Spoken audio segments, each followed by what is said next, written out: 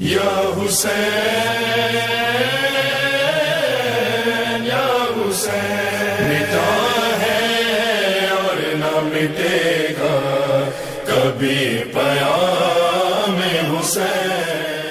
اعوذ باللہ من الشیطان اللعین الرجیم، بسم اللہ الرحمن الرحیم، الحمد للہ رب العالمین، والصلاة والسلام علی اشرف الانبیاء والمرسلین، سیدنا و مولانا ابی القاسم محمد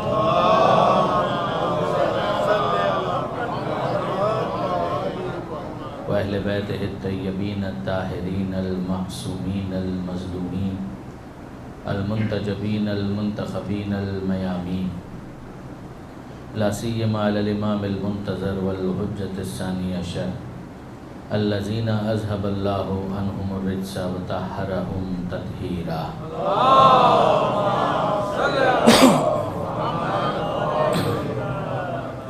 واللعنۃ الدائمۃ الباقیۃ علی اعدائہم اجمعین من یوم ظلمہم الی قیام یوم الدین۔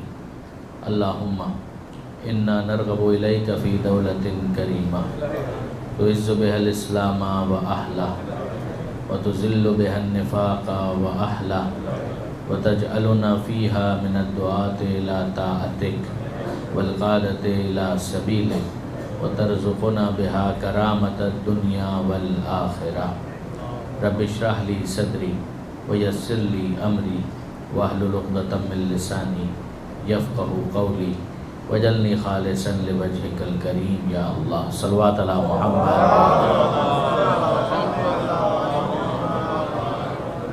اما بعد فقد قال اللہ سبحانہ وتعالی فی القرآن الحکیم، بسم اللہ الرحمن الرحیم، کم من فئۃ قلیلۃ غلبت فئۃ کثیرۃ بإذن اللہ واللہ مع الصابرین۔ صلوات علی محمد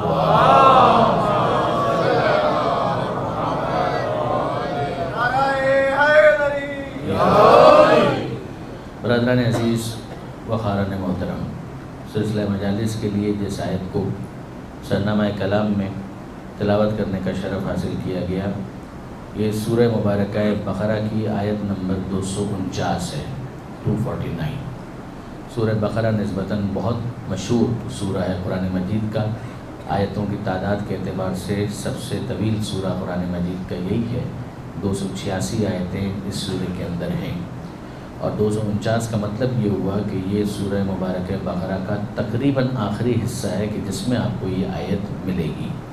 ظاہر اس کا جو سیاق و سباق ہے وہ اپنے موقع پر آئے گا، مگر اس وقت میں آپ کو اس کے ترجمے کی طرف متوجہ کرنا چاہوں گا کہ پروردگار عالم یہاں پر ارشاد فرماتا ہے کہ کم من فئۃ قلیلۃ غلبت فئۃ کثیرۃ بإذن اللہ واللہ مع الصابرین، کہ پروردگار یہ فرما رہا ہے کہ ایسا ہوتا ہے کہ فئۃ قلیلہ، فئہ کہتے ہیں گروہ کو، قلیلہ ایک چھوٹا گروہ، غلبت غالب آ جاتا ہے فئۃ کثیرہ ایک بڑے گروہ کے اوپر، بإذن اللہ اللہ کے اذن سے، اللہ کی اجازت سے، واللہ مع الصابرین اور اللہ صبر کرنے والوں کے ساتھ ہے۔ یعنی اب جو وہ چھوٹا گروہ غالب آتا ہے تو اس کے پاس وہ کیا ایڈیشنل کوالٹی ہوتی ہے کہ جس کی وجہ سے وہ غلبہ حاصل کر پاتا ہے؟ وہ غلبہ وہ صبر ہے کہ جس کی وجہ سے پروردگار ان کو معیت کا شرف عطا کر کے غلبہ حاصل کرنے میں مدد کرتا ہے۔ درود بھیجے گا محمد و آل محمد۔ دیکھیے برادران عزیز، آپ غور کیجیے گا تو اخلاقیات کی جو کتابیں لکھی گئی ہیں نا، اس کے اندر ان ویلیوز کو ڈسکس کیا جاتا ہے، وہ مورل ویلیوز کہ جس کے اندر صبر بھی ہے، شکر بھی ہے، یہ مثبت ویلیوز ہیں۔ اسی طریقے سے شجاعت ہے، سخاوت ہے، یہ بھی مثبت ویلیوز ہیں، یہ پازیٹیو ویلیوز ہیں۔ اسی طریقے سے کچھ نیگیٹو ویلیوز ہیں کہ جن کو بھی ڈسکس کیا جاتا ہے کہ ایروگنس ہے، اسی طریقے سے غرور ہے، تکبر ہے، انسان کا پراؤڈ ہونا ہے، یہ تمام تر منفی صفات ہیں۔ تو بہت ساری صفات ایسی ہیں کہ جن کا تذکرہ آپ کو اخلاقیات کی کتابوں میں نظر آئے گا۔ شیعہ علماء نے بھی اس پر لکھا، سنی علماء نے بھی اس پر لکھا، کرسچن جو اسکالرز ہیں انہوں نے بھی اس پر لکھا، ایون ایتھیسٹ جو اسکالرز ہیں انہوں نے بھی ان ویلیوز کے اوپر بہت کچھ لکھا اور اپنی اپنی رائے فراہم کی۔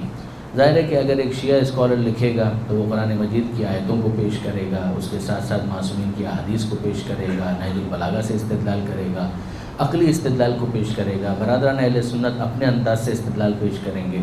اور اگر ایک ایسا شخص ہے کہ جو ان تمام تر چیزوں کو ایز اے سورس ایکسیپٹ نہیں کرتا، تو پھر اس کے پاس دوسرے مصادر کیا باقی رہ جاتے ہیں؟ کچھ عقلی دلائل ہوں گی اور کچھ ایسے پیرابلز ہوں گے، ایلیگوری ہوگی، کچھ ایسی تمثیلات ہوں گی کہ جن کو وہ اپنے مدعے کو ایکسپلین کرنے کے لیے بیان کریں گے۔ لہذا ہوا یہ کہ ایک ویلیو ہے اور ایک اس کا عنوان ہے۔ عنوان جو یہاں پر ہمارے پاس ہے وہ ہے صبر، کہ پروردگار عالم نے صبر کے حوالے سے ایک تبصرہ فرمایا کہ یہ صبر ایک ایسی کوالٹی ہے کہ جس کے نتیجے میں کچھ حاصل کیا جا سکتا ہے۔ مگر اب آئیے ذرا سا ہم تھوڑا سا اپنے اسکوپ کو بڑا کرتے ہیں اور ذرا باہر کی طرف جا کر دیکھتے ہیں کہ صبر کو، پیشنس کو کس طریقے سے پروجیکٹ کیا گیا اور کس طریقے سے پیش کیا گیا۔ تو ہمیں بہت زیادہ حیرت نہیں ہوتی جب ہم یہ دیکھتے ہیں کہ اس کو بڑا نیگیٹیولی پریزنٹ کیا گیا، بہت ہی منفی انداز میں۔ یعنی اگر آپ ان افراد کے بیانات کا جائزہ لیں کہ جنہوں نے دین کے اوپر گفتگو کی ہے، اور اگر اس خاص پرسپیکٹ کے ساتھ گفتگو کی ہے کہ ان کا دین کے بارے میں ایک منفی رجحان واضح طور پر نظر آتا ہے۔ جس زمانے میں کمیونزم اپنے عروج پر تھا تو آپ جانتے ہیں کہ پورے دین کو، ریلیجن کو افیون سے تعبیر کیا گیا کہ دین جو ہے وہ کیا ہے، وہ افیون ہے۔ یعنی دین کا کام کیا ہے؟ سلا دینا۔ دین کا کام کیا ہے؟ سست بنا دینا۔ دین کا کام کیا ہے؟ جس طرح سے ایک نشئی نشہ لینے کے بعد پڑا رہتا ہے اور اسے اپنے حال کی پرواہ نہیں ہوتی، کا دین کا کام یہی ہے۔ وہ ایک انسان کو سست بنانے کا کام کرتا ہے۔ اب دین کی وہ کیا تعلیمات ہیں جو ان کی نظر میں انسان کو سست بناتی ہیں؟ تو اس میں انہوں نے سب سے زیادہ جس چیز کو ہائی لائٹ کیا وہ یہی ہے کہ یہ صبر، یہ جس چیز کو آپ صبر کہہ رہے ہیں، یہ صبر تھوڑی ہے، یہ تو ایک ڈھکوسلا ہے، یہ ایک ناٹک ہے، یہ ایک ڈرامہ ہے۔ سرمایہ داروں نے غریبوں کو سلانے کے لیے جس گولی کو تیار کیا ہے اس گولی کا نام ہے صبر۔ انہوں نے اوورآل جب اعتراض کیا تو پورے دین کے اوپر یہ کیا۔ یہ دیکھیں برادران عزیز، ایک عجیب بات ہے کہ دین کے حوالے سے جو مختلف آئیڈیالوجیز ملتی ہیں ان میں سے ایک نظریہ یہ ہے کہ دین کس کی ایجاد ہے؟ کہ سرمایہ داروں کی ایجاد ہے۔ وہ اسی طرح سے کہ جس کو ابھی میں نے آپ کے سامنے بیان کیا کہ بھئی سرمایہ دار یہ چاہتے تھے کہ غریبوں کے اوپر اپنے تسلط کو، اپنے غلبے کو باقی رکھیں، لہٰذا انہوں نے کیا کیا؟ انہوں نے ان غریبوں کو دین کا افیون چٹا دیا کہ اب تم اسی حال میں رہو، خدا تمہیں اسی طرح سے دیکھنا چاہتا ہے، تمہارا راضی بر رضا رہنا اسی طرح سے ہونا چاہیے، تقدیر کے آگے سرنڈر کر دو، یہ تمہارے بس کی بات نہیں ہے کہ تم ان تمام تر چیزوں کو حاصل کر سکو جو پیسے والوں کے پاس ہے۔ لہٰذا انہوں نے دین کا یہ تصور ان کے سامنے پیش کیا۔ تو جن افراد نے دین پر تنقید کی اور سرمایہ دارانہ نظام کے اوپر بھی تنقید کی، انہوں نے اس طریقے سے دین کو پیش کیا، غور کیجیے گا۔ پھر اس کے بعد ایک دوسرا طریقہ کار اور دوسرا انداز جو علم کلام کی کتابوں میں آیا ہے اور ماڈرن جو علم کلام کی کتابیں ہیں ان کے اندر بھی اس کو ڈسکس کیا گیا کہ بھئی دین جو ہے وہ سرمایہ داروں نے پیدا نہیں کیا بلکہ غریبوں نے خود ہی دین کو پیدا کر لیا۔ دل کے بہلانے کو غالب یہ خیال اچھا ہے کہ ٹھیک ہے بھائی ایک دن آنے والا ہے کہ جو تمہارا ہوگا اور تم اس دن بہت ترقی کر جاؤ گے اور تمہارے لیے بہت اچھے حالات ہو جائیں گے۔ یہ انہوں نے خود ہی اپنے آپ کو طفل تسلیاں دے دے کر دین کی پناہ گاہ میں پناہ کے لیے پیش کر دیا کہ وہاں پر ان کو شیلٹر مل جائے، اور اس طریقے سے ایک اچھا تصور، ایک اچھا خواب انہوں نے دیکھنا شروع کر دیا۔ یہ دونوں نظریات چلے، مگر اب آپ غور فرمائیے، میں بہت زیادہ آپ کو اس میں روکوں گا نہیں، لیکن غور فرمائیے، آپ کو اندازہ ہوگا امام خمینی رحمۃ اللہ علیہ واقعاً ان کو کریڈٹ دینا پڑے گا کہ جب انقلاب اسلامی آیا ہے اور اس کے بعد انہوں نے گورباچوف کو خط لکھا ہے، وہ گورباچوف کو لکھا گیا خط دعوت توحید کے نام سے اردو میں بھی شائع ہوا۔ اس میں امام خمینی نے گورباچوف کو بطور نمائندہ کمیونزم مخاطب کرتے ہوئے اور اپنی اس کیپیسٹی میں کہ جہاں وہ دین کی نمائندگی کر رہے تھے اس غیبت کے زمانے میں، ایک عجیب انداز سے مخاطب کیا۔ اس خط کا ٹیکسٹ اور متن وہ تو بہت بڑا ہے، لیکن اس کے اندر ایک حصہ کہ جہاں پر وہ اس کمیونزم کے نمائندے کو مخاطب کر کے کہتے ہیں کہ کیا اسی دین کو آپ افیون سے تعبیر کرتے ہیں کہ جس نے بادشاہت کا خاتمہ کر کے غریبوں کو ان کا حق حاصل کرنے کی ہمت دلائی، تحریک دلائی؟ یعنی اگر یہ دین افیون ہوتا تو یہ دین کبھی بھی ایران کی اس ملت کو بادشاہت کے خلاف اٹھنے کا حوصلہ فراہم نہ کر پاتا۔ یہ خون حسین کے اندر وہ حرارت ہے کہ جس کے نتیجے میں انہوں نے اٹھ کر بادشاہت کا خاتمہ بھی کر دیا اور دین کو پھر ایک مرتبہ زندہ کر دیا، بیدار کر دیا۔ درود بھیجے گا محمد و آل محمد۔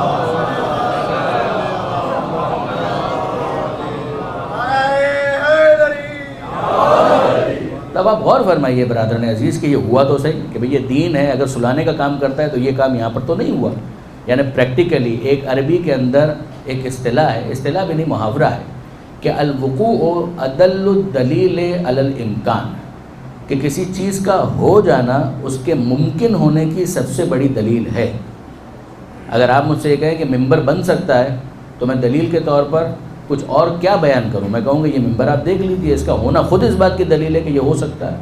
یعنی کسی چیز کا ہو جانا الوقوع ادل الدلیل علی الامکان، سب سے بڑی دلیل ہے اس کے ممکن ہونے کی۔ تو یہ افیون والا کانسیپٹ ایک انہوں نے دیا کہ بھئی یہ صبر کی تعلیم یہ تو سارے کا سارا افیون ہے، ایک کانسیپٹ یہ آ گیا۔ پھر اس کے بعد ایک دوسرا کانسیپٹ آیا، اور وہ کیا آیا؟ انہوں نے کہا کہ جناب صبر جو ہے وہ کیا کرتا ہے اور صبر کس چیز کا نام ہے؟ یہ افراد جو صبر کو ڈیفائن کر رہے تھے انہوں نے دین کو ڈس اون نہیں کیا، دین میں رہتے ہوئے ذمہ داران مذہب بنتے ہوئے صبر کی ایک اور تعریف پیش کی۔ وہ تعریف جو افیون والی تھی وہ ان لوگوں نے پیش کی جن کا دین سے کوئی تعلق نہیں تھا۔ یہ جو تعریف اب میں آپ کے سامنے پیش کر رہا ہوں یہ انہوں نے پیش کی جو ذمہ داران مذہب تھے۔ انہوں نے دین کا ایک عجیب کانسیپٹ اور صبر کا ایک عجیب تصور پیش کیا۔ انہوں نے کہا صبر کا مطلب یہ ہے کہ ایک انسان غم کا احساس نہ کرے، یعنی اگر اسے غم کا احساس ہو رہا ہے تو اس کا مطلب یہ ہے کہ اس کے اندر صبر نہیں ہے، ابھی اسے محنت کرنے کی ضرورت ہے، اسے تزکیہ نفس کرنے کی ضرورت ہے تاکہ اسے غم کا احساس نہ ہو۔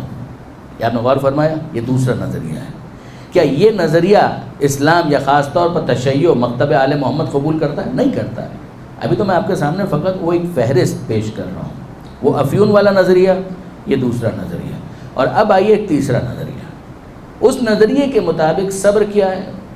کہ صبر غم کا احساس ہو یہ صبر کے خلاف نہیں ہے، غم کا احساس ہو یہ صبر کے خلاف نہیں ہے، مگر احساس سے غم کے بعد آنسو آنکھوں سے نہیں بہنے چاہیے۔ اگر آنکھوں سے آنسو بہہ رہے ہیں تو یہ غم کے علامت تو ہے مگر یہ صبر کے خلاف ہے، یعنی اس شخص کے اندر صبر نہیں ہے کہ جو غم کا احساس کرنے کے بعد آنسو بہا رہا ہے۔ آپ نے غور فرمایا؟ یہ خاص طور پر جب ایام عزا آتے ہیں اور سیلاب اشک پر بند باندھنے کا ارادہ کوئی کرتا ہے تو صبر کا یہ تصور پیش کیا کرتا ہے عام طور پر کہ صاحب یہ تو صبر کے خلاف ہے کہ انسان جو ہے غم کی حالت میں آنسو بہانا شروع کر دے۔ یہ تینوں کانسیپٹس اگر آپ کے ذہن میں محفوظ ہو گئے تو اب اس کے بعد آئیے واپس اس آیت کی طرف چلیے۔ پروردگار عالم کیا فرما رہا ہے؟ پروردگار عالم فرماتا ہے کہ کم من فئۃ قلیلہ، کہ ایسا بھی ہوتا ہے کہ گروہ تعداد کے اعتبار سے کم ہوتا ہے، عدد کے اعتبار سے کم ہوتا ہے، غلبت فئۃ کثیرۃ، مگر تعداد میں کم ہونے کے باوجود ایک بڑے گروہ کے اوپر غالب آ جاتا ہے۔ کیوں؟ بِإِذْنِ اللہ، اللہ کے اذن سے یہ کام ہوتا ہے، مگر اللہ کا اذن کب شامل حال ہوتا ہے؟ وَاللَّهُ مَعَ الصَّابِرِينَ، اللہ صبر کرنے والوں کے ساتھ ہے۔ یہ اللہ جو صبر کرنے والوں کو حوصلہ دے رہا ہے، تو اگر یہ دین افیون ہوتا تو چھوٹے گروہ کو بڑے گروہ کے مقابلے میں غالب آنے کی تعلیم نہیں دے سکتا تھا۔ اس آیت کے ذریعے سے پروردگار عالم نے صبر کے اس فالٹی کانسیپٹ کے اوپر بہت زبردست ضرب لگائی ہے کہ تمہارا سمجھنا غلط ہے۔ اگر تم یہ سمجھ رہے ہو کہ دین جو ہے وہ افیون کا نام ہے، صبر جو ہے وہ افیون کا نام ہے، تو یہ کیسے ہو سکتا ہے کہ صبر کے نتیجے میں ایک چھوٹا سا گروہ اٹھ کھڑا ہو اور بڑے گروہ کے اوپر غالب آ جائے؟ یہ ناممکن ہوتا۔ اچھا اب آپ دیکھیے برادران عزیز، پروردگار عالم سورہ انفال، یعنی اس کو ایلوبریٹ کیا ہے، یہ سورہ بقرہ کی آیت تھی، مگر اب آئیے سورہ انفال، 8واں سورہ ہے اور آیت کا نشان ہے 65 اور 66۔ پروردگار عالم نے باقاعدہ عدد دیا ہے، فگر دیا ہے، یا ایھا النبی اے نبی حرض المؤمنین علی القتال، مومنین کو قتال پر آمادہ کیجیے۔ دیکھیں برادران عزیز، ایک لفظ جہاد جس کے اندر بڑی گنجائش ہے کہ قتال بھی شامل ہو تلوار والا، جہاد بالنفس بھی شامل ہو سکتا ہے، جہاد باللسان بھی شامل ہو سکتا ہے، جہاد بالقلم بھی شامل ہو سکتا ہے، اس کے اندر تو بڑی گنجائش ہے۔ ہر کوشش کو آپ جہاد سے تعبیر کر سکتے ہیں، لیکن قتال کا تو مطلب ہی یہ ہے کہ مرنا اور مارنا، کہ جب وقت آ جائے تو انسان میدان میں مرنے مارنے کے لیے تیار ہو جائے۔ اب آپ غور فرمائیے کہ پروردگار کیا کہہ رہا ہے سورہ انفال کی اس آیت میں کہ یا ایھا النبی، اے نبی حرض المؤمنین علی القتال، مومنین کو قتال پر آمادہ کیجیے، یعنی جب موقع ہو میدان میں جانے کا تو وہ میدان میں آ جائیں۔ ان یکم منکم 20 صابرون یغلبوا 200، اگر 20 بھی صبر کرنے والے ہوئے تو 200 کے اوپر غالب آئیں گے۔ 20 بھی اگر ہوئے، یعنی عدد دیا ہے پروردگار نے کہ اگر 20 اگر 20 بھی ہوئے مگر ایسے ہوئے کہ صبر کرنے والے ہوئے، یغلبوا 200، تو وہ 20 200 کے اوپر غالب آئیں گے۔ ان یکم منکم 100، اور اگر 100 ہوئے یغلبوا 1000، تو 1000 کے اوپر تو غالب آئیں گے ہی۔ اب میں آپ سے پوچھتا ہوں کہ یہ پروپورشن کیا بنا؟ وہاں پروردگار نے کہا تھا کہ چھوٹا گروہ بڑے گروہ کے اوپر غالب آ جاتا ہے اللہ کے اذن سے، اللہ صبر کرنے والوں کے ساتھ ہے۔ ایلوبریشن یہ ہے کہ اگر تم میں 20 بھی صبر کرنے والے ہوئے تو ان 20 کو 200 کے اوپر غالب آنا چاہیے، یعنی بارز کو خدا نے کتنا اونچا کر دیا، معیار کو کس بلندی کے اوپر سیٹ کیا ہے کہ 10 گنا دشمن کے اوپر تمہیں غالب آنا چاہیے اگر تمہارے اندر وہ صفت موجود ہے جس کو صبر کہا جاتا ہے۔ اگر تمہارے اندر یہ پیشنس، یہ صبر اگر تمہارے اندر موجود ہے تو تمہارا پروپورشن کیا بننا چاہیے؟ 10 گنا دشمن کے اوپر تمہیں غالب آنا چاہیے۔ اچھا اے پروردگار، وہ جو سامنے افراد ہیں وہ 10 گنا ہونے کے بعد بھی مغلوب ہو جائیں گے؟ جی ہاں، ہو جائیں گے۔ کیوں؟ ذالک بانہم قوم لا یفقہون، اس لیے کہ یہ وہ لوگ ہیں کہ جن کے پاس دین کی سمجھ نہیں ہے، یعنی تمہاری عددی اقلیت کو کمپنسیٹ ہونا چاہیے ایمانی بصیرت سے، اور ان کی عددی اکثریت کو کم ہونا چاہیے ان کی ایمانی بے بصیرتی کی وجہ سے، کہ ایمان کے اعتبار سے چونکہ وہ بے بصیرت ہیں لہٰذا عدد ان کا زیادہ ہوگا، مگر اس کے باوجود تم اپنے آپ کو تلاش کرو، اپنے آپ کو ٹٹولو۔ اگر تمہارا ایمان فقط دعوی ایمان نہیں ہے بلکہ یہ ایمان تمہارے نفس کے اندر صبر بن کے ریفلیکٹ ہو رہا ہے تو اس کا نتیجہ کیا نکلے گا کہ پروردگار عالم نے معیار یہ دیا ہے کہ 10 گنا دشمن کے اوپر تمہیں غالب آنا چاہیے 10 ٹائمز۔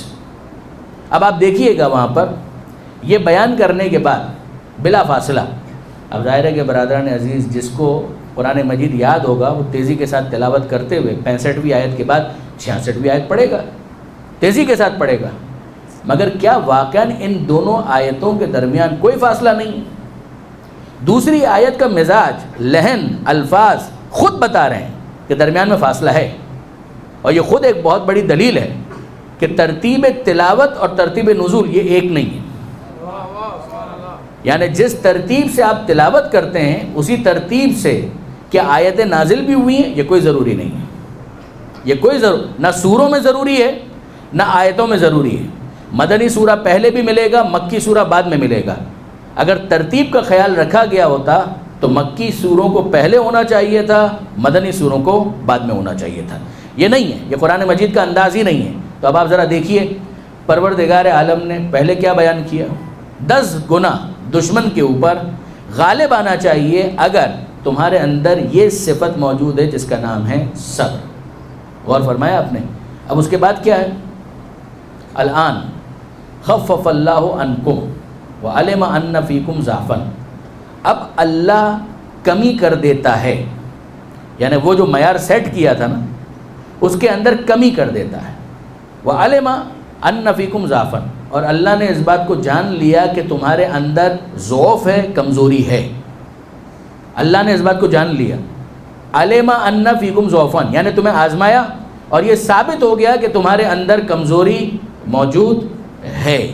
اب میں آپ سے پوچھتا ہوں، کمزوری عدد کے اعتبار سے تو پہلے سے موجود تھی، تعداد کے اعتبار سے تو پہلے سے موجود تھی۔ جب 20 مقابلہ کریں گے 200 کا تو 20 کا عدد کم ہے، 200 کا عدد زیادہ ہے، تو عدد کے اعتبار سے جو کمزوری تھی وہ تو پہلے سے موجود تھی۔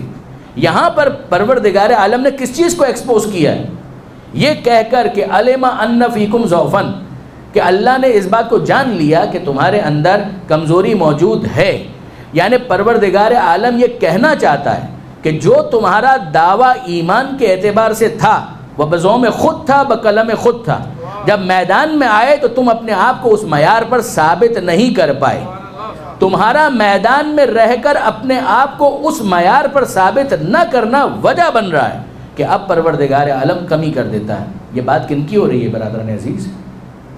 یہ انہی افراد کی بات ہو رہی ہے جو اس زمانے میں پیغمبر اکرم کے ساتھ ہوا کرتے تھے۔ میں کوئی سخت جملہ نہیں کہنا چاہتا، مگر انصاف کی بات یہی ہے کہ بدر سے لے کر احد تک اور احد سے لے کر حنین تک آپ دیکھتے چلے جائیے، یہ تمام کے تمام افراد جب ایکسپوز ہوتے چلے گئے تو پھر پروردگار عالم کا اس آیت کا نازل کرنا بالکل سمجھ میں آتا ہے۔ درود بھیجیے محمد و آل محمد۔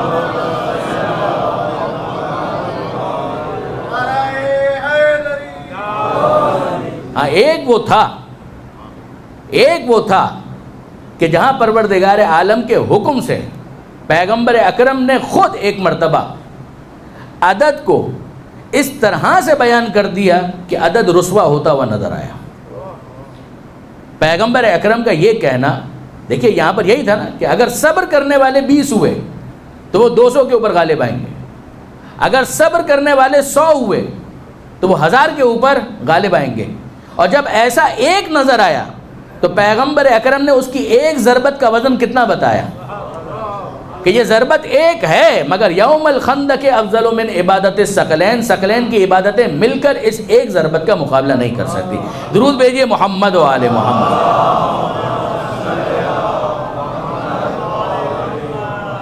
الان خفف اللہ عنکم، اب اللہ کمی کر دیتا ہے، یعنی تم کو کچھ ڈسکاؤنٹ دیتا ہے۔ وَعَلِمَ أَنَّ فِيكُمْ ضَعْفًا، اللہ نے اس بات کو جان لیا کہ تمہارے اندر ضعف ہے، کمزوری ہے، تمہارے اندر ایمان اپنے پورے شباب پر موجود نہیں ہے۔ تو اب اس کے بعد کیا معیار ہوگا؟ پروردگار عالم فرماتا ہے کہ اب اگر إِن يَكُمْ مِنْكُمْ مِئَةٌ صَابِرَةٌ، اگر 100 تمہارے اندر ایسے ہوئے جو صبر کرنے والے ہوئے تو ہوگا کیا؟ يَغْلِبُ أَلْفًا، تو وہ 100,000 کے اوپر غالب نہیں آئیں گے، 200 200 کے اوپر غالب آئیں گے۔ اگر 100 ہیں تو وہ 200 کے اوپر غالب آ جائیں۔ اس کا مطلب کیا ہوا کہ پروردگار عالم نے جب ڈسکاؤنٹ دیا ہے تو کہا کہ 10 ٹائمز نہ صحیح مگر ڈبل، دگنے کے اوپر تو تمہیں یقیناً غالب آنا چاہیے۔ یعنی ایمان کا تقاضا اتنا تو حتماً ہے، صبر کا اتنا تقاضا تو ہے کہ تمہیں اپنے سے دگنے دشمن کے اوپر غالب آنا چاہیے۔ اور پھر کہا کہ 1000 اگر ہوں، الفن یغلب الفین، اگر 1000 ہیں تو پھر وہ 2000 کے اوپر غالب آئیں گے، یعنی 2 ٹائمز ڈبل۔ جو دشمن ہے اگر وہ دگنا ہے تو اس کے اوپر تمہیں یقیناً غالب آنا ہے۔ دیکھیے برادران عزیز، میں بھی منزل مصائب سے دور ہوں، مگر آپ کبھی اس معیار کے اوپر کربلا کے شہداء کی قربانی کو پرکھ کر دیکھیے کہ پروردگار نے قرآن کے اندر جس معیار کو بیان کیا تھا نا، وہ کیا تھا؟ آئیڈیلی 10 ٹائمز، ورنہ کم سے کم دگنوں ڈبل کے اوپر یقیناً ان کو غالب آنا چاہیے۔ کربلا میں کتنے تھے؟ 72 سے لے کر 150 تک کا فیگر ہے، اور جو مخالفین دشمن ہیں ان کی کم سے کم تعداد 30,000 ہے، 30,000۔ اگر آپ حساب کتاب جوڑیں تو جو کربلا کے شہداء ہیں انہوں نے مقابلہ جن افراد سے کیا ہے وہ صرف ڈبل نہیں تھے، 10 ٹائمز نہیں تھے، 300 گنا اور 400 گنا دشمن تھا کہ جن کا مقابلہ کیا ہے، اور اس شان سے مقابلہ کیا ہے کہ اگر ان مقتولین کا آپ حساب کتاب جوڑیں گے نا، وہ بھی اس معیار سے بہت زیادہ نکلے گا، وہ بھی اس عدد سے بہت زیادہ نکلے گا کہ جن کا انہوں نے مقابلہ کیا وہ تو ہے ہی، مگر جن کو انہوں نے تحقیق کیا ہے وہ بھی 10 گنا سے بہت زیادہ کا فیگر آپ کے سامنے آئے گا۔ یہ کربلا کے ان شہداء نے امام حسین کی معیت میں، حضرت ابوالفضل عباس کی معیت میں، اس معیار سے بہت آگے کی قربانی دے کر بتایا کہ جو صبر قرآن نے مانگا تھا وہ نیچے رہ گیا، آل محمد نے اس صبر کو پیش کر دیا کہ جو ان سے مانگا بھی نہیں گیا تھا، اس سے بھی بہت بہتر اور بہت برتر۔ لیکن برادران عزیز، اب آپ غور فرمائیے کہ اگر اس صبر کی ڈیفینیشن کو ہم یہاں پر اپلائی کریں اور ہم یہ کہیں کہ بھئی ٹھیک ہے، میدان جنگ کے اندر پھر کیا کرنا چاہیے تھا؟ کیا کچھ نہیں کرنے کا نام صبر ہے؟ تو پھر تو ان کو تلوار نہیں استعمال کرنی چاہیے۔ مگر قرآن مجید تو کہہ رہا ہے کہ 10 گنا دشمن سے ٹکرا جاؤ، اگر تمہارے اندر صبر ہے تو تم مقابلہ کرو گے۔ اور وہ جو نظریہ تھا کہ جس کے اندر یہ کہا گیا کہ جناب علی صبر کا مطلب یہ ہے کہ ایک انسان غم کا احساس نہ کرے، تو بس میدان کے اندر جائے، غم کا احساس نہ کرے، پھر مقابلہ بھی نہ کرے، ہنستے ہوئے باہر آ جائے، کیا یہ ہوگا صبر؟ کیا صبر کا یہ مفہوم ہے کہ جو قرآن ہم کو سکھانا چاہ رہا ہے؟ اور اگر صبر کی وہ ڈیفینیشن ہے کہ جس کے مطابق آنکھ سے آنسو نہ بہے، تو پھر کیا میدان کے اندر صبر اس چیز کا نام ہوگا کہ انسان آنسو نہ بہائے مگر قہقہ لگاتے ہوئے بھاگ جائے وہاں سے؟ کیا اس کو صبر کہا جائے گا؟ یہاں پر جس چیز کو صبر کہا جا رہا ہے وہ کیا ہے؟ یہ ایک پورا چیپٹر ہے۔ اب آئیے اس کے بعد ایک دوسرا موقع۔ بہت ساری مصیبتیں، پریشانیاں، مشکلات انسان کے اوپر آتی ہیں۔ سورہ بقرہ ہی کے اندر پروردگار عالم نے بیان کیا کہ لَنَبْلُوَنَّكُمْ بِشَيْءٍ مِّنَ الْخَوْفِ وَالْجُوعِ وَنَقْصٍ مِّنَ الْأَمْوَالِ وَالْأَنفُسِ وَالثَّمَرَاتِ، ہم تمہارا امتحان لیں گے، خوف سے بھی لیں گے، بھوک سے بھی لیں گے، مال کی کمی سے بھی لیں گے، جان کے تلف ہو جانے سے لیں گے، تمہارا میوہ دل، تمہاری اولاد تمہارے سامنے دم توڑ دے گی، یہ بھی تمہارا امتحان ہوگا۔ وَبَشِّرِ الصَّابِرِينَ، اے حبیب بشارت دیجئے ان صبر کرنے والوں کو، الَّذِينَ إِذَا أَصَابَتْهُمْ مُصِیبَةٌ، کہ جب ان کے اوپر کوئی مصیبت آتی ہے تو قالوا إِنَّ لِلَّهِ وَإِنَّا إِلَيْهِ رَاجِعُونَ، تو ان کا قول کیا ہوتا ہے کہ ہم اللہ ہی کے لیے ہیں اور اللہ ہی کی بارگاہ میں ہمیں پلٹ کر جانا ہے۔ یعنی انہوں نے کس بات کا اعلان کیا؟ اب اس موقع پر وہ کر کیا سکتا ہے؟ پہلا تو سوال یہ ہے کہ وہ لڑے گا پروردگار عالم سے؟ وہ لڑ سکتا ہے؟ ایک مصیبت تو ہے، ایک مشکل تو ہے، مگر اس مشکل کے موقع پر اس کو کرنا کیا ہے؟ پروردگار عالم نے کہا اس کو صبر کرنا ہے۔ مگر کیا یہ میدان جنگ والا صبر ہوگا، یا یہ صبر کا ایک اور انداز ہوگا کہ جس کا اس موقع پر اس کو مظاہرہ کرنا ہے ان مصیبتوں کے موقع پر؟ ایک پریشانی ہے، اسلام نے اس کو مصیبت مانا ہے، بے شک ایک بھائی کا انتقال ہو جائے، اولاد کا انتقال ہو جائے، نقصان ہو جائے تو انسان متاثر ہوتا ہے، اس موقع پر اس کو غم بھی ہوتا ہے، مگر کیا اس موقع پر وہ پروردگار عالم سے لڑ سکتا ہے؟ کیا لڑنا اس کے لیے ممکن بھی ہے؟ کیا کوئی احتجاج کرنا اس کے لیے ممکن بھی ہے؟ نہیں۔ تو اب اس موقع پر وہ کیا کرے؟ کچھ ایسا کرنا ہے کہ جسے پروردگار صبر سے تعبیر کرتا ہے کہ بشر الصابرین الذین اذا اصابتهم مصیبہ قالوا انا للہ وانا الیہ راجعون۔ ایلوبریٹ کیا ہے کہ یہ صبر اس انداز سے ہوگا۔ دیکھیں ایک تو رسم ہے نا کہ کسی مصیبت کے موقع پر انسان کہے انا للہ وانا الیہ راجعون، مگر یہ تو رسم ہے، مگر اس کی اسپرٹ کیا ہے کہ یہ فقط الفاظ زبان سے ادا نہ ہو رہے ہوں، واقعاً اس کے دل کا عقیدہ بھی یہی ہو، انا للہ وانا الیہ راجعون، جس کو صبر سے تعبیر کیا گیا۔ امیر المومنین حضرت علی ابن ابی طالب علیہ السلام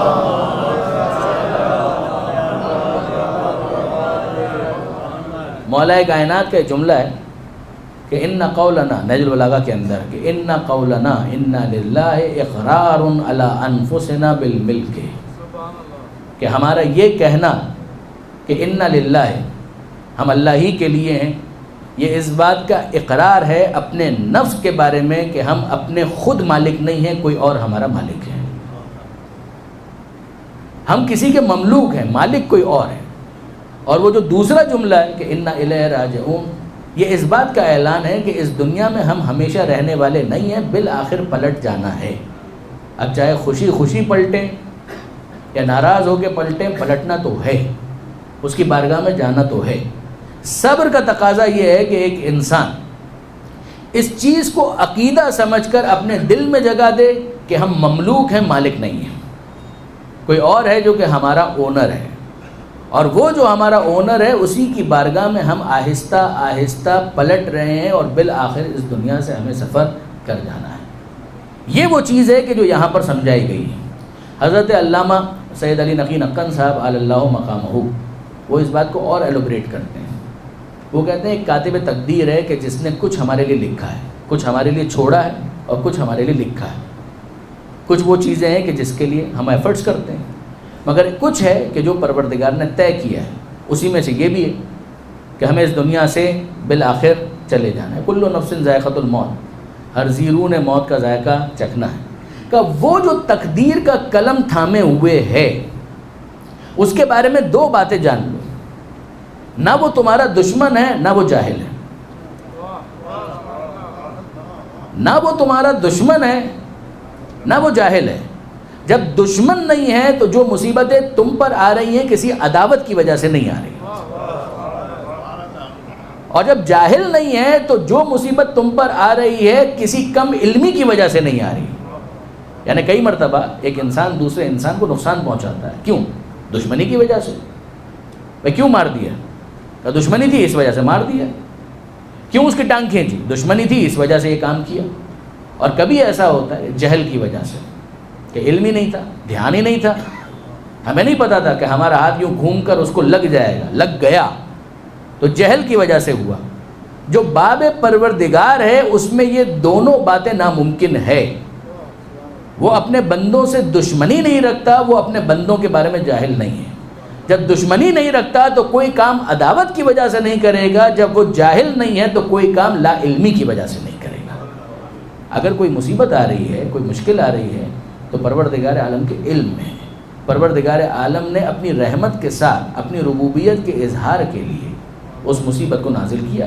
خدا مطالبہ کرتا ہے, بشر اے حبیب خوشخبری سنا دیجیے ان صبر کرنے والوں کے لیے الذین اذا اصابتہم مصیبہ, کہ جب ان پر کوئی مصیبت آتی ہے تو وہ کیا کہتے ہیں؟ انا للہ و انا الیہ راجعون. یہ دو مقامات ہوئے, ایک میدان جنگ اور دوسرا موقع ان مصیبتوں کے مقابلے میں. پھر آئیے اب اس کے بعد ایک تیسرا موقع ہے کہ جہاں کے لیے اصطلاح صبر کو استعمال کیا گیا, اور وہ کیا ہے؟ پوری شریعت کے لیے صبر کے لفظ کو استعمال کیا. کہاں استعمال ہوا؟ حدیثوں کے اندر بہت زیادہ. نہج البلاغہ میں حضرت امیر المومنین علی ابن ابی طالب علیہ السلام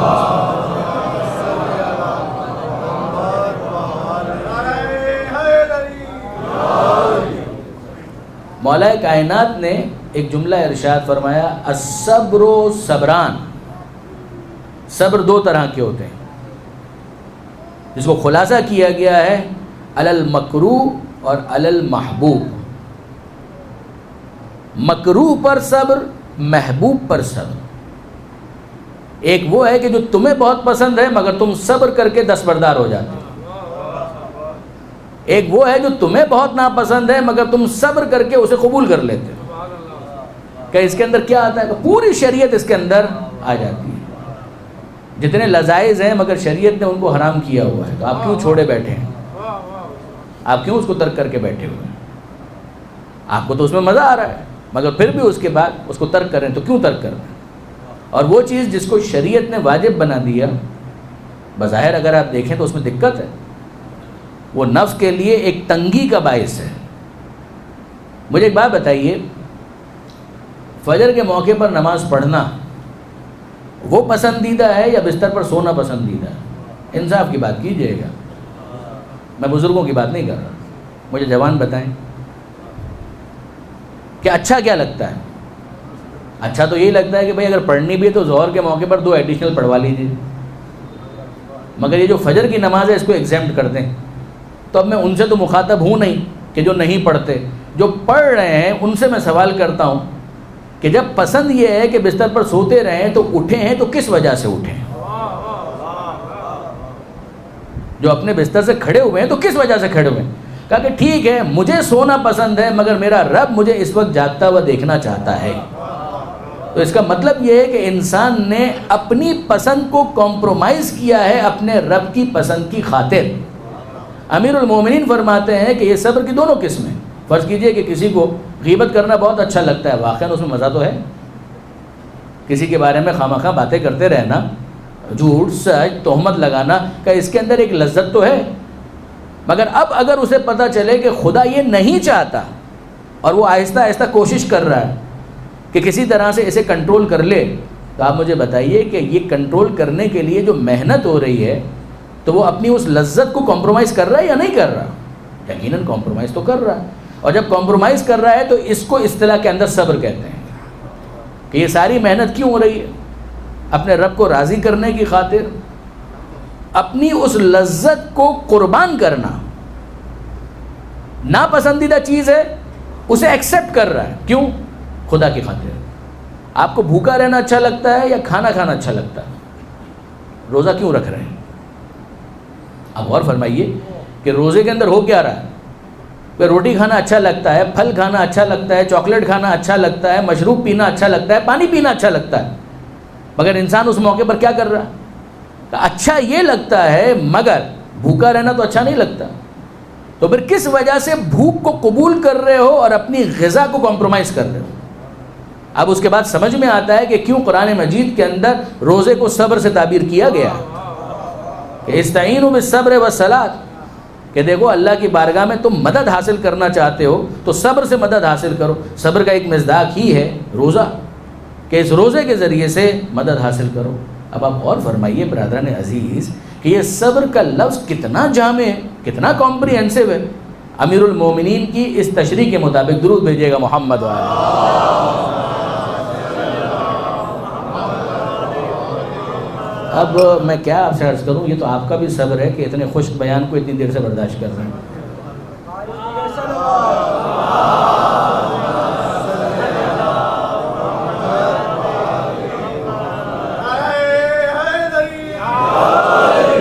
اور یقین کیجئے کہ میرا بھی صبر ہے کہ کافی دیر سے میں پانی تلاش کر رہا تھا، مگر یہ پانی جو ہے پردہ غیبت میں موجود تھا، اور میں یقین کیجئے کہ اس کے ذریعے سے بھی اس نتیجے پر پہنچا کہ نظر نہ آنا نہ ہونے کی دلیل نہیں ہوا کرتا، جیسے کہ موجود تھا، پہلو ہی میں موجود تھا، مگر جس طرح سے کبھی کبھی چراغ تلے اندھیرا ہوتا ہے تو بالکل قریب موجود تھا مگر توجہ نہیں تھی۔ ایک مرتبہ اور درود بھیج دیں محمد۔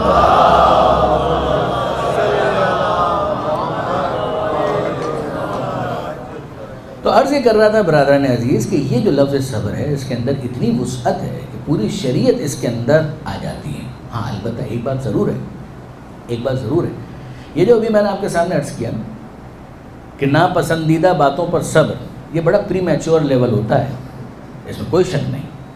حضرت علامہ سید علی نقوی صاحب کی مثال تھی، وہ فرماتے ہیں کہ آپ ویسے بھی کسی جگہ پر تفریحاً جایا کرتے تھے، لیکن اگر وہیں پر جانے کو آپ کی ڈیوٹی میں شامل کر دیا جائے تو خواہ طبیعت کے اندر ایک ناگواری پیدا ہونا شروع ہو جائے گی کہ ویسے آپ واک کے لیے مثلا اسی سڑک پر جاتے تھے، مگر اس ٹریفک سارجنٹ کو پوچھیے جو اسی سڑک کے اوپر ڈیوٹی دے رہے ہیں، الانسان حریص علی ما منع، انسان اس بات کا حریص ہوتا ہے کہ جس سے اس کو روکا جاتا ہے۔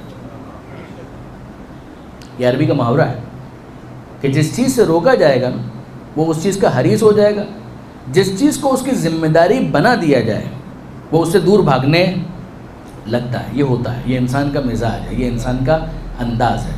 مگر کچھ افراد وہ ہوتے ہیں کہ جو اپنی ذمہ داری کو اس طرح سے اپنی ہابی بنا لیتے ہیں کہ ذمہ داری نہیں لگتی، وہ ذمہ داری کو وہ انجوائے کرنے لگتے ہیں۔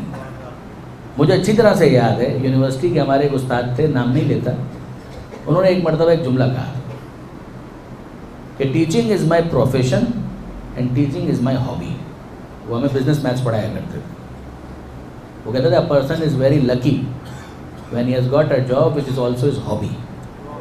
ایک انسان بڑا خوش قسمت ہوتا ہے کہ جب اس کی جاب وہ ہو کہ جو اس کی ہابی بھی ہو۔ پھر کہتے تھے ٹیچنگ میری جاب بھی ہے، ٹیچنگ میری ہابی بھی ہے۔ اب اس کا مطلب کیا ہوا کہ اگر ذمہ داری فقط ذمہ داری رہتی ہے تو اسے ادا کرنے والا احساس ذمہ داری کی وجہ سے ادا تو کر دیتا ہے، مگر کیا وہ اس کو انجوائے بھی کرتا ہے؟ یہ کوئی ضروری نہیں۔ انجوائے کرنے کے لیے اپنے نفس کو اس منزل پر لانا پڑے گا کہ جہاں یہ نفس اسی ذمہ داری کے اندر لذت کا احساس کرنے لگے، جہاں اسے اسی کے اندر مزہ آنا شروع ہو جائے۔ اچھا آپ دیکھیے برادران عزیز، صاحب الدنیا بعبدان ارواحها معلقۃ بالمحل الاعلیٰ. کیا بات ہے نہج البلاغہ میں. مولا کائنات فرماتے ہیں تعریف کرتے ہوئے کہ یہ وہ لوگ ہیں، تعریف کرتے ہیں کہ صاحب الدنیا بعبدان ارواحها معلقۃ بالمحل الاعلیٰ، کہ رہتے ہیں اس دنیا میں مگر ان کی روحیں وہاں محل اعلیٰ سے وابستہ ہو چکی ہیں. وہ باتیں کہ جن کو عام افراد بہت وحشت کی نظر سے دیکھتے ہیں وہ اس کے خوگر ہو چکے ہیں، وہ اس کو انجوائے کرتے ہیں. یہ امیر المومنین کیا تعریف کر رہے ہیں. یہ امیر المومنین فرمائے کہ ان کے لیے یہ چیز مشکل نہیں ہے. یعنی اب یہ معاملہ وہ ایک عام صبر والا معاملہ بھی نہیں رہا کہ جہاں پر نفس کو راضی کرنے کے لیے بڑی زحمت ہو. کہا کہ نہیں، اب تو وہ اس کو انجوائے کرتے ہیں، اب تو وہ اس کو ایک ہابی کے طور پر لیتے ہیں. اب تو وہ اس کے اتنے زیادہ عادی ہو چکے ہیں کہ اگر نہ کریں تو ان کے لیے مشکل ہو جاتا ہے.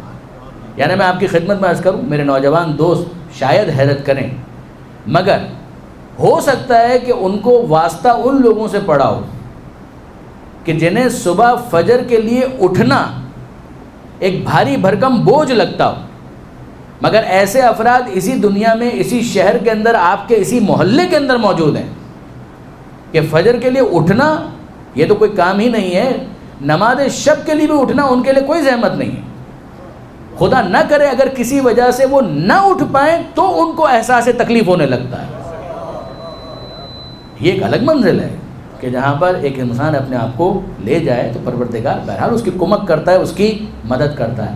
مجھے نہیں معلوم سید مرتضیٰ کا یہ واقعہ ہے، شیخ مرتضیٰ انصاری کا واقعہ ہے، لیکن بہرحال کسی بزرگ عالم کا یہ واقعہ ہے.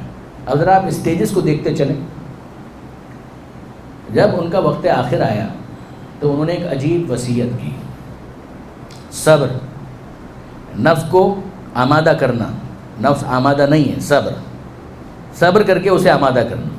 پھر ایک منزل کے جہاں پر نفس آمادہ ہے، اتنا میچور ہو چکا ہے کہ وہ تو راضی ہے، وہ تو انجوائے کر رہا ہے، ایک لذت محسوس کر رہا ہے، ایک مزہ آ رہا ہے. ٹھیک ہے، اب ذرا اس کو سنیے. وہ جب انتقال ہونے لگا تو انہوں نے ایک وصیت کی. کیا وصیت کی؟ وصیت انہوں نے یہ کی کہ میری تمام زندگی کی نمازوں کو قضا کروا دینا، قضا پڑھوا دینا. تو حیرت زدہ رہ گئے کہ آغا محترم یہ آپ کیا وصیت کر رہے ہیں؟ ساری نمازیں ان کی قضا کروانا؟ کہا کہ ہاں. یا قبلہ آپ کی نمازوں کے غلط ہونے کا تو کوئی سوچ بھی نہیں سکتا. کہا نہیں، غلط وغیرہ کی بات نہیں کر رہا. بات صرف اتنی سی ہے، سنیے گا، کہ جب میں نماز پڑھتا تھا تو میں ایک لذت محسوس کرتا تھا. مجھے اس وقت خوف یہ محسوس ہو رہا ہے کہ وہ نمازیں میں نے خدا کے لیے پڑھی تھیں یا اس لذت کے حصول کے لیے پڑھی تھیں. اب اس کو آپ کیا کہیں گے برادران عزیز؟ ہمیں تو ایک ایسی نماز اگر مل جائے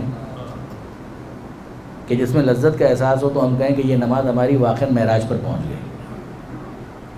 وہ کہہ رہے ہیں کہ ہاں اللہ کا شکر ہے ایک لذت کا احساس تو ہوتا تھا، اب میں یہ سوچ رہا ہوں کہ کہیں ایسا تو نہیں ہے کہ وہ نمازیں میں نے خدا کے لیے نہ پڑھی ہوں، اس لذت کے لیے پڑھی ہوں. تو پھر تو یہ قربتاً اللہ نہ ہوا. اب یہ عرفان کی بات ہے. اب یہ معاملہ عام لیول سے بہت بالاتر ہو گیا، بہت بلند ہو گیا.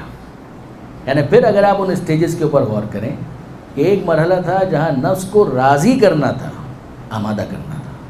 اگلا مرحلہ جہاں پر نفس راضی ہو گیا، اس راضی ہونے کے نتیجے میں اس کام میں مزہ آنا شروع ہو گیا. اور اب اس کے بعد تیسرا مرحلہ کیا؟ اس تیسرے مرحلے کے اندر کہ وہ بزرگ اگر کہہ رہے ہیں کہ میں اس بات پر خوف کرتا ہوں کہ کہیں ایسا تو نہیں ہے کہ اس لذت کی وجہ سے میں نماز پڑھ رہا تھا، پھر یہ نماز قربتاً اللہ تو نہ ہوئی، اس لذت کے حصول کے لیے ہوئی. اب آپ اس کے اوپر کیا تبصرہ کریں گے؟ جن کے مرتبے ہیں سوا، ان کی سوا مشکلیں ہیں. واقعاً پھر ان کا معاملہ اسی طرح کا ہوا کرتا ہے. اب آئیے برادران عزیز واپس. میں نے اب تک آپ کے سامنے 3 صبر کی تعریفات بیان کی ہیں. جو فالٹی ہیں ان کو آپ رکھیں سائڈ پر. پہلی جو صبر کی اپلیکیشن ہے وہ میدان جنگ میں، کہ جہاں پر تعداد میں کم ہونے کے باوجود بڑے دشمن کے اوپر غالب آ سکے. یہ پہلا موقع ہے جو قرآن مجید نے بیان کیا.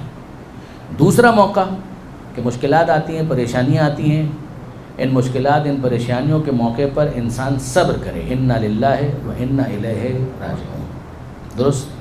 پھر اس کے بعد تیسرا موقع کہ پوری شریعت ایک لفظ صبر کے ماتحت آ جاتی ہے. وہ چیزیں جو تم کو بہت پسند ہیں مگر تم خدا کی خاطر چھوڑ دیتے ہو، صبر ہے. وہ جو چیزیں ہیں تمہیں ناپسند ہیں مگر تم خدا کی خاطر ان کو اون کر لیتے ہو، یہ صبر ہے. یہ تینوں چیزیں ہوئی. کیا کوئی ایک لفظ ایسا ہے کہ جو اتنا کمپریہنسو ہو کہ اس صبر کے ان تمام اپلیکیشنز کے لیے جامع ڈیفینیشن بن سکے؟ جی ہاں ہے. اور وہ کیا ہے؟ ثابت قدمی. کچھ بھی ہو جائے انسان اس جادہ حق کو ترک نہ کرے، یہ ہے صبر. اگر اس کے اندر اسٹیڈ فاسٹنس ہے، اگر اس کے اندر ثابت قدمی ہے تو اس کا مطلب یہ ہے کہ وہ صابر ہے. اور اگر ثابت قدمی نہیں ہے تو اس کا مطلب یہ ہے کہ اس کے اندر صبر کی کمی ہے. دیکھیے برادران عزیز، وہ جو میدان جنگ کا صبر ہے، ثابت قدمی کا مظاہرہ کرے، فرار اختیار نہ کرے. اگر اس کے اندر ایمان کی دولت ہے تو اتنا صبر ہونا چاہیے کہ جس کے بعد وہ میدان میں ڈٹ جائے، وہ دشمن کی عددی اکثریت کو اگنور کر دے. وہ کہے مجھے اس بات سے کیا لینا دینا کہ دشمن کی تعداد کیا ہے، مجھے تو صرف یہ دیکھنا تھا کہ یہ موقع قتال کا تھا یا نہیں تھا. اگر یہ موقع قتال کا نہیں تھا تو میرا آنا خلاف صبر ہے، لیکن اگر یہ موقع قتال کا تھا تو میدان میں آنا پھر یہ صبر کے مطابق ہے. اور جب یہ صبر کے مطابق ہے تو اب میدان چھوڑ دینا یہ صبر کے خلاف ہوگا. آپ غور فرمائیے برادران عزیز، یعنی اگر خواہ ایک انسان اقدام کرنے کے لیے میدان میں آ جائے تو یہ صبر کے خلاف ہے. تو اس کا مطلب تو یہ ہے کہ آپ اپنے ایگو کو سیٹسفائی کرنے کے لیے میدان میں آئیں، یہ قربتاً اللہ تو نہ ہوا. آپ نے غور فرمایا؟ اب آپ دیکھیے برادران عزیز، جس کے بعد ہمارے لیے مسئلے کو سمجھنا بہت آسان ہو جاتا ہے. 8ویں امام، امام علی رضا علیہ الصلوۃ والسلام، کسی نے امام سے یہ سوال کیا کہ مولا یہ بتائیے کہ کیا قتال واجب نہیں ہے؟ کہا ہے. کہا کرتے کیوں نہیں ہے؟ اب دیکھیے، آپ غور فرمائی کہ مولا قتال واجب نہیں ہے، کہا ہے. کہا کرتے کیوں نہیں ہے؟ امام کے اوپر طنز بھی ہو رہا ہے، ٹونٹ بھی ہو رہا ہے، جملے کسے جا رہے ہیں، یہ سب کچھ ہوا. یہ 8ویں امام پہلی مرتبہ ان جملوں کو سن رہے ہیں. 8ویں امام سے بہت پہلے حسین کے بڑے بھائی حسن نے ان جملوں کو سنا ہے. 8ویں امام سے وہ کہنے والا کیا کہہ رہا ہے کہ مولا قتال واجب نہیں ہے، جہاد واجب نہیں. کہا ہے. کہا پھر کرتے کیوں نہیں ہے؟ وہ وقت تھا چاشت کا، یعنی فجر کی نماز کا وقت ختم ہو چکا تھا اور ظہر کا وقت ابھی آیا نہیں تھا، چاشت کا وقت، درمیان کا. امام نے فرمایا کہ یہ بتاؤ ظہر کی نماز واجب ہے؟ کہا کہ ہاں. کہا پڑھتے کیوں نہیں ہو؟ ظہر کی نماز واجب ہے؟ کہا مولا بالکل واجب ہے. کہا پڑھتے کیوں نہیں ہو؟ تو اس نے جواب دیا مولا بھی ظہر کا وقت نہیں آیا. کہا جس طرح ظہر کے وقت سے پہلے ظہر کی نماز نہیں پڑھی جا سکتی، اسی وقت سے پہلے قتال نہیں کیا جا سکتا. اگر وقت سے پہلے ظہر کی نماز پڑھی جائے وہ ظہر کی نماز باطل ہو جائے گی، وقت سے پہلے اگر قتال کیا جائے وہ قتال باطل ہو جائے گا. صبر کا یہ مطلب نہیں ہے کہ انسان بس میدان میں آ جائے اور لڑنا شروع کر دے، نہیں. پہلے اس کے پاس تشخیص دینے والی وہ نظر ہونی چاہیے کہ جہاں وہ یہ فیصلہ کر سکے کہ تعداد کو چھوڑو، یہ فیصلہ کرو کہ کیا واقعاً یہ موقع میدان میں آنے کا ہے یا نہیں. اگر یہ موقع میدان میں آنے کا نہیں ہے تو نہ آنا صبر ہے، اور اگر یہ موقع میدان میں آنے کا ہے تو پھر میدان میں آنا صبر ہے. پھر اس کے بعد سامنے والے گروہ کی عددی اکثریت کو وہ اگنور کر دے گا. وہ کہے گا اس سے بھی مجھے کوئی فرق نہیں پڑتا کہ میری تعداد کتنی ہے. اب آئیے آخری بات سنیے اس حوالے سے. یہ جو ثابت قدمی ہے جو صبر کے ماتحت مانگی گئی ہے، ذرا اس پر غور کیجیے گا. دیکھیے برادران عزیز، وہ کانسیپٹ کتنا فالٹی ہے کہ غم کا احساس نہ ہو. اسلام کیا انسان کو سنگ دل بنانا چاہتا ہے؟ یہ کتنا بڑا مسکانسیپشن ہے کہ اگر کوئی چیز ایسی ہو گئی ہے جو خلاف مزاج ہے تو انسان کا دل ایسا بن جائے کہ وہ غم کا احساس ہی نہ کرے. نہیں برادران عزیز، قطعاً ایسا نہیں ہے. ڈاکٹرز نے ایسی دوائیں ایجاد کر لی ہیں کہ جن کو آپریشن سے پہلے اگر اپلائی کر دیا جائے تو اس سن ہو جاتا ہے.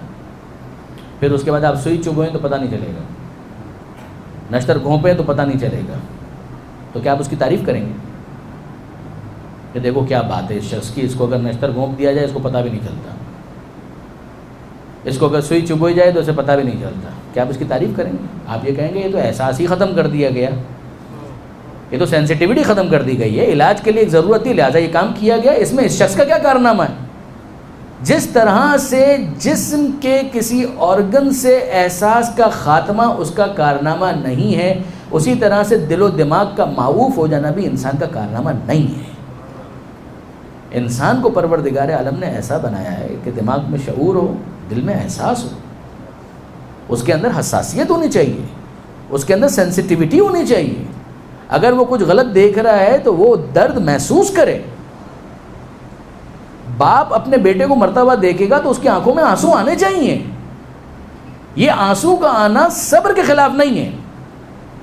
عجیب بات یہ ہے کہ قرآن مجید کے اندر آپ کو ملے گا کہ یعقوب علیہ السلام نے یوسف علیہ السلام کی جدائی پر آنسو بھی بہائے ہیں, اور اتنے آنسو بہائے کہ وَبْيَضَّتْ عَيْنَاهُ مِنَ الْحُزْنِ, دونوں آنکھیں سفید ہو گئی.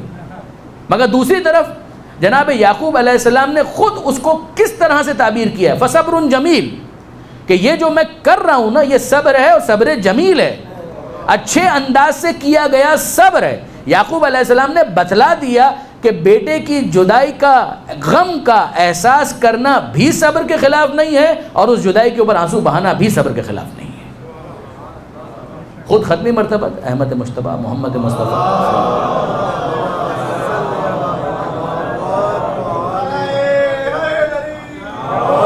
پیغمبر اکرم کا وہ واقعہ جو برادران اہل سنت کی کتابوں کے اندر بھی آپ کو ملے گا کہ جب پیغمبر اکرم کے فرزند جناب ابراہیم کا انتقال ہوا ہے تو پیغمبر اکرم نے ان کو دفن کیا, اور جب دفن کر رہے تو آنکھوں میں آنسو تھے, گریا کر رہے تھے.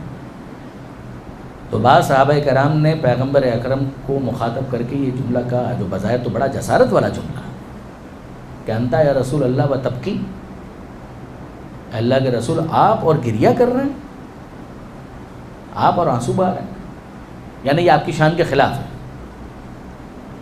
کہ آپ فرزند کی وفات پر آنسو بہائیں, یہ آپ کی شان کے خلاف ہے. تو پیغمبر اکرم نے کیا کہا؟ مصیبتوں کے موقع پر صبر اس کا کیا مفہوم ہے, ذرا غور کیجیے گا. پیغمبر اکرم فرماتے ہیں ان القلب لیحزن, دل غمگین ہوتا ہے, وَإِنَّ الْعَيْنَ لَتَدْمَعُ, اور آنکھوں سے آنسو بہتے ہیں, وَلَكِنْ لَا نَقُولُ إِلَّا مَا يَرْضَى, مگر دیکھ لو ہم اپنی زبان سے وہی جملہ کہتے ہیں جو رضائے پروردگار کے مطابق.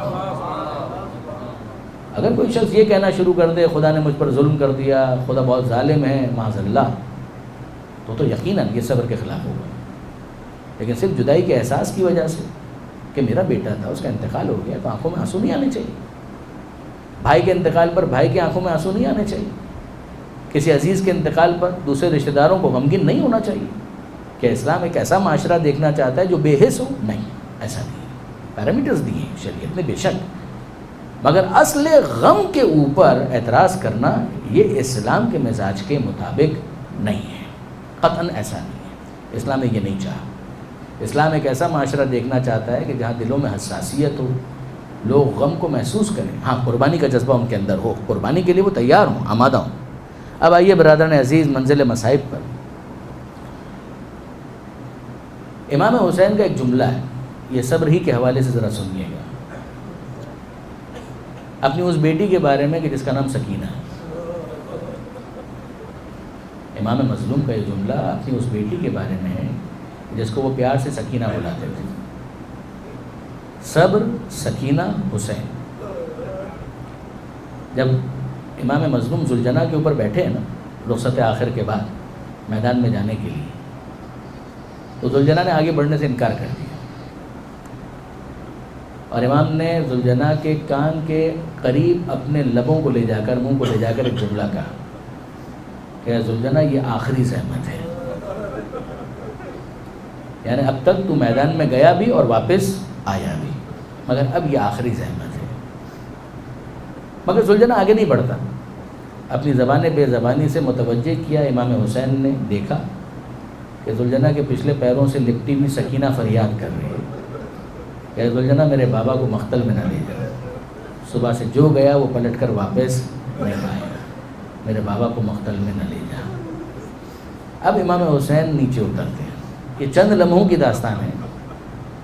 سکینہ کو اپنے آغوش میں لیا اور کہنے لگے داعینی سکینہ لعلی آتی کے بالماء، سکینہ مجھے جانے دے، شاید میں تیرے لیے پانی لے آؤں۔ صبح سے العطش کی فریاد کرنے والی بچی اب جب پانی کا نام سنتی ہے تو کہتی ہے بابا میں پانی کا نام بھی نہیں لوں گی، میں پانی کا ذکر بھی نہیں کروں گی، بابا مجھے پانی نہیں چاہیے، بس آپ میدان میں مت جائیے۔ میرے چچا عباس بھی یہی کہہ کر گئے تھے، نہ پانی آیا نہ چچا واپس آئے، بابا مجھے پانی نہیں چاہیے، میں پانی کا نام بھی نہیں لوں گی۔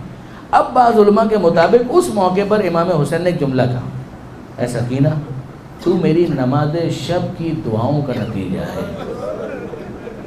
میں نے اپنے پروردگار سے تجھے نماز شب کی دعاؤں میں مانگا تھا، میں نے دعا مانگی تھی کہ اے پروردگار مجھے ایک ایسی بیٹی عطا کر کہ جس سے میں بہت پیار کروں، وہ مجھ سے بہت پیار کرے، میرے بعد تیرے دین کی خاطر اسے تماچے لگے، میں صبر کروں۔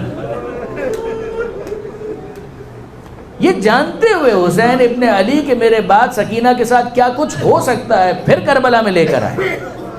یہ صبر کی ایک عجیب منزل ہے جہاں کے صابرین کے سردار بننے کا اعزاز واقعاً حسین کو سوٹ کرتا ہے، ڈیزرو کرتے ہیں کہ میرے بعد تیرے دین کی خاطر اسے تماچے لگے، میں صبر کروں۔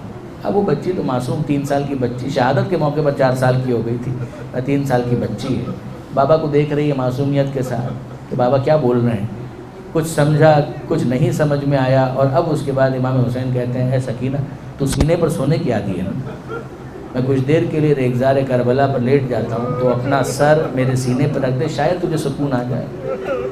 امام حسین کچھ دیر کے لیے گرم ریت پر لیٹ گئے، سکینہ نے اپنا رخسار بابا کے سینے پر رکھا، آنکھ لگی، آنکھ کھلی، اور اب سکینہ کہتی ہے بابا ذرا مجھے اپنی گود سے اتار دیجیے۔